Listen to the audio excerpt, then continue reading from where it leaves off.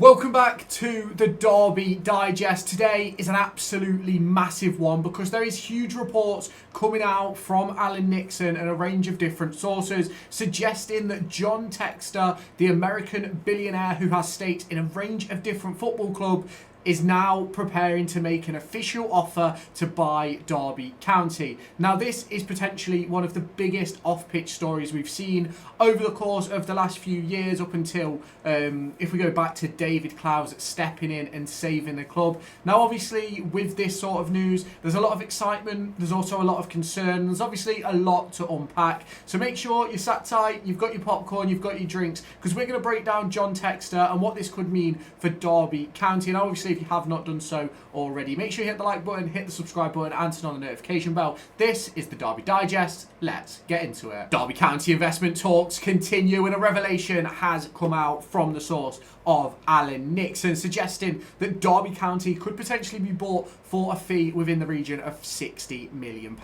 Now, you let me know your thoughts on that fee down in the comments, but let's get into it. So first off, let's talk about John Textor. Let's talk about the man himself. Now, John Textor isn't necessarily a traditional football club owner. He is what you'd consider to be a tech entrepreneur. He is a businessman and someone who, over the course of recent years, has obviously had huge involvement in multi-club ownership. Obviously, you look at the situation with Crystal Palace, you look at Botafogo in Brazil, you've also got RWDM Molenbeek in Belgium, and then obviously you've got Lyon in France. Now, his involvement in football, not only has it been ambitious and chaotic, but it's also often been controversial. Now, he is someone who sees football as a very global opportunity, if that makes sense. And I think that's spoken by the fact he's had stakes in clubs in so many different places of the world.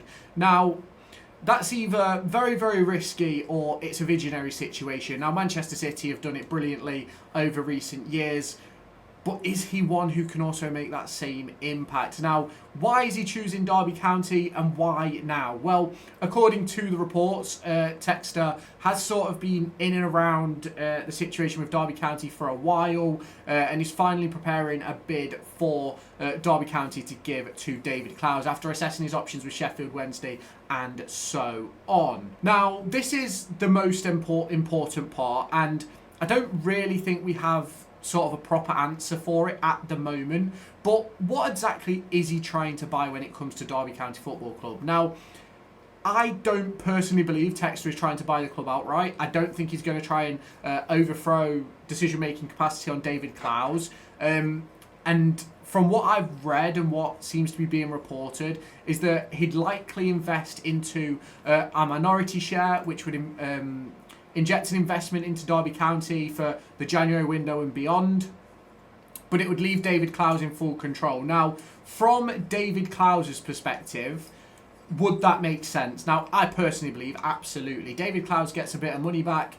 Money goes into the football club. He stabilises the club and continues to push on in the championship. It keeps us financially within our means. It keeps us in that sort of position where we can battle with those teams that have the parachute payments and also those teams that are just massively richer than we are. Now, having an investor who can come in and push that budget forward is a positive for a range of different reasons. That includes the infrastructure, includes transfers, obviously the long-term development of those academy players as well, and even being able to get those deals done for academy players. But, and it is obviously a big but, Textor as a minority owner has been the source of problems before. You look at Crystal Palace, you look at Lyon in recent years, certainly hasn't been great. Now, let's take a look at Textor's track record, because this is sort of where the split comes within not just the Derby County fan base who are assessing this option, but also within the former clubs as well. Now,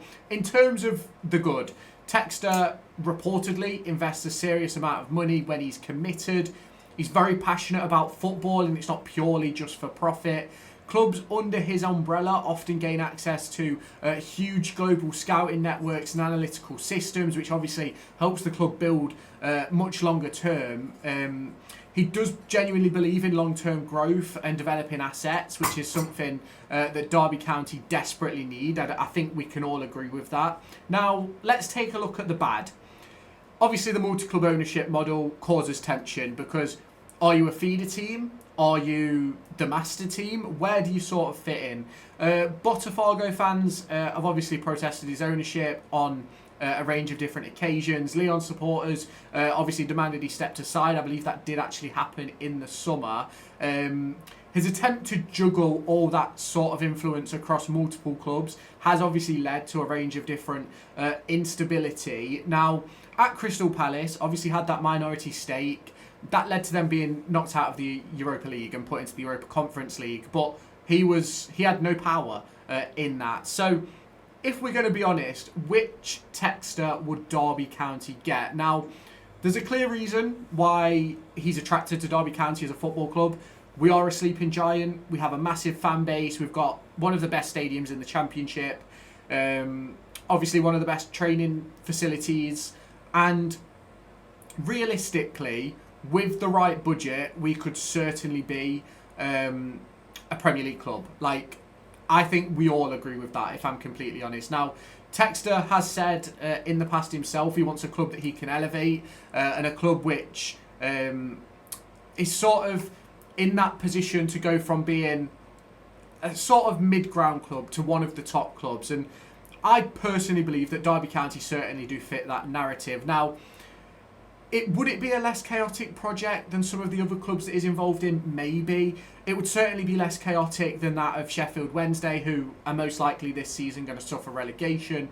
But when it comes to David Clowes, bringing in those outside eyes, that outside money, and obviously the expansive football network that comes with bringing in John Textor, I think could be very, very appealing. Now, what exactly does this mean for Derby County? So what would happen if a deal does go through? Now, I think the intentions would be transfer budget would increase, not to blow money, but to increase the depth within the squad to be able to compete for those playoff positions, maybe even automatic promotion positions. Would be given a much bigger scouting network across the course of the world, not just in the UK. I know over the course of recent years we've looked at Holland, Norway, Sweden, things like that. But you build that brand across the course of Belgium, France, Brazil, things like that. That would then lead to, in my opinion, smarter recruitment, which would give you better assets for the long term with a bigger ROI for those players that we bring in. ROI is return on investment, if you guys do not know. Now, and then it obviously gives us more financial stability, which is obviously crucial for Derby County as they look to push for those promotion opportunities. Now, Textor obviously loves his involvement, and sometimes it's a little bit too much. The multi-club ownership could create huge conflict, and it obviously puts you in that position where, should Derby County qualify for Europe, yeah, we're having to have that discussion that Crystal Palace have had. The fans obviously might worry about losing the identity of the football club, control of the football club, but I think if Clowes is still on, I don't think we have to worry about that. But is Clowes' approach polar opposite to Textor's? Could that cause some problems? I'm not entirely sure. Now, in my personal opinion, if this does end up being a minority investment with David Clowes, I believe it could be a good balance. I think given the financial power to Derby County that Textor could provide, I think would be excellent. Now, Derby fans over the course of social media are hugely split on this conversation. Now, a lot of people say investment is investment, we need it. Others say it's a little bit chaotic. Do we really want to deal with that? And others say only if Clowes stays in charge. And I very much side with that last viewpoint. Clowes has earned the trust over the course of the last few years, and if Textor comes in as a backer, not a controller, I certainly think Derby County could benefit on the other side. So let's wrap it up here then. John Textor is preparing a formal offer for Derby County. I believe that will then lead to more formal talks getting into motion, and which obviously means that Derby County could have a brand new investor. Now, whether that's positive or negative depends purely on the situation in regards to what David Clowes is happy to give. Now, you can obviously let me know your thoughts on this down in the comments. Would you welcome John Textor's investment, or should Derby pass on this? Now, make sure if you haven't done so already, like the video, subscribe to the Derby Digest, and hit the bell so you don't miss tomorrow's video, where we break down a range of different things that could happen in the game on Tuesday night up against Swansea City, and we'll have another video out as well discussing Carlton Morris and how that injury could play a huge part in Derby County falling short heading into the rest of the season. Now, thank you for watching, and as always, up the Rams. I'll catch you next time. Bye bye.